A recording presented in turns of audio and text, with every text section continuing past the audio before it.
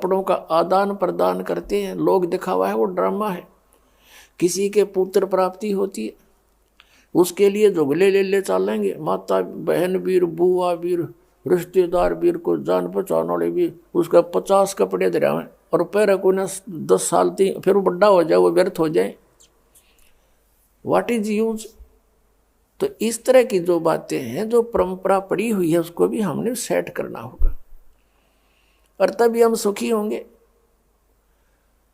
कोई त्योहार मनाते हैं, उसके ऊपर बहन को देकर आते हैं 100-200 रुपये का और किराया ला देते हैं 400 रुपये। अब उस बहन को क्या उन 200 रुपये के आइटम आप लेकर गए, वो वहाँ उपलब्ध नहीं थे?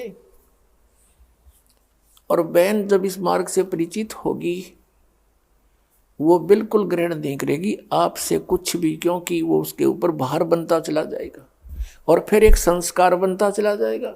ये संस्कार हमें फिर यही पटक देता उठा करके। अब प्रसंग चल रहा है कि तन धर सुखिया कोई नहीं देखा, और जो देखा सो दुखिया हो।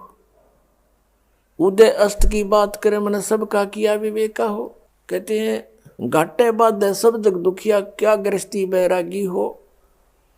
गृहस्थी तो लाभ हानि में वही दुखी, क्योंकि लाभ हो गया तो फिर सौ चिंता उसको, इसको कहाँ लगाऊं।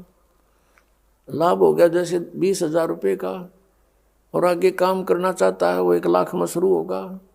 80,000 रुपये कर्जा ले लिया, काम ठीक चला नहीं, सर दर्द हो गया, उस लाभ से फिर हानि होगी।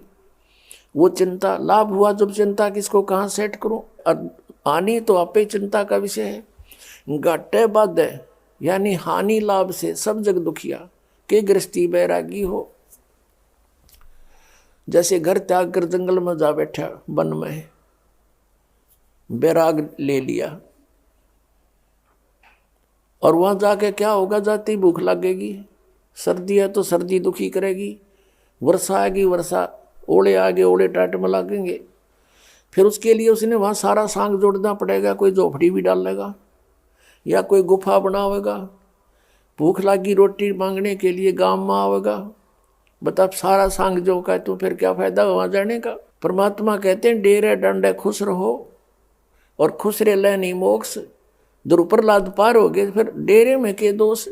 और जो जंगल में चले जाते हैं वन में, वो केवल मात्र ड्रामा कर रहे हैं, क्योंकि उनकी साधना शास्त्र विरुद्ध है, उनको ज्ञान नहीं। और उनकी देखकर उस ऊट पटांग सी साधना को रहने के करने को हम उससे प्रभावित होकर के मान लेते हैं कि तो बड़ा महान आत्मा है। परमात्मा बताते हैं अपनी अमृतवाणी में, केले की कोपीन है जो फूल पान फल खाही, और नरक का मुख नहीं देखते जो बस्ती निकट ना जाही। वो जंगल के रोज हैं और मनुष्यों बिद के जाही, निस्दिन फिर उजाड़ में भगवान मिले नाही। एक व्यक्ति बता रहा था कि मैं इधर चला गया ऋषिकेश साइड में, वहाँ कुछ व्यक्ति बैठे थे, 30-40 वर्ष पहले की बात है। और उनसे मैंने पूछा आप कैसे वहाँ बैठे हो। उन्होंने बताया कि इस जंगल में एक बहुत बड़ा महात्मा रहता है, नीवस्त्र रहता है, और केवल केले के पत्तों से अपने गुप्तांग को ढक के रखता है, और वो कभी कभी बाहर को निकलता है, जिसको दर्शन हो जाए उसका बेड़ा पार हो जाता है। हम देख रहे हैं कि शायद आ जावे। तो उनमें से एक कह रहा था कि एक दिन मैं ऐसे ऐसे यहाँ बैठा था, अचानक वो निकल आए और मुझे देखते ही एकदम वापस फिर गए और भाग कर बहुत गहरे जंगल में चले गए। दर्शन हो जाते तो बेड़ा पार हो जाता। और कहते हैं वो कहीं मांगने नहीं आता, वही फल पत्ते फूल वगैरह खा करके रहता है। इसके विषय में सूक्ष्म वेद के अंदर परमेश्वर ने कहा, कबीर सच्चिदानंद घन ब्रह्म की वाणी में, कि केले की कोपीन है, यानी लंगोट बना रखा केले के पत्ते का, और फूल पान फल खाही, फूल फल पत्ते खा के गुजारा कर रहे हैं, और नरक का मुख नहीं देखते, वो आदमियों के निकट नहीं आता, नरक का मुख नहीं देखते, और बस्ती निकट ना जाही।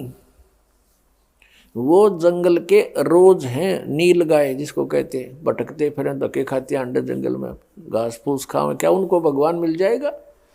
वो जंगल के रोज हैं जो मनुष्यों बिद के जाई, आदमियों ने देख के बिद के डरे, लुक जा, छुप जा जंगल में जा करके। वो तो जंगली जानवर है, वो महात्मा नहीं है।